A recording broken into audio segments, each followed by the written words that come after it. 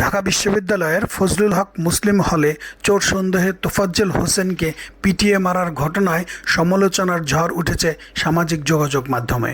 বিশ্ববিদ্যালয়ের প্রশাসনের করা হত্যা মামলায় বৃহস্পতিবার 19 সেপ্টেম্বর গ্রেপ্তার হয়েছে 6 শিক্ষার্থী।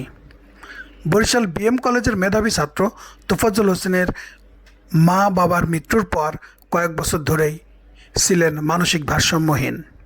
গেল বছর ক্যান্সারে মারা যান তার একমাত্র ভাইটিও। তারপর থেকেই বিশ্ববিদ্যালয়ের ক্যাম্পাস সহ স্বজন ও পরিচিত জনদের কাছ থেকে চেয়ে চিনতে খাবার খেতেন তিনি। 8 বছর আগে বাবা ও 5 বছর আগে মা মারা যান। মাত্র 1 বছর আগে ক্যান্সারে মারা যায় একমাত্র ভাই। আমরা এই হত্যাকাণ্ডের বিচার চাই। মাগুরা পোস্ট, ঢাকা।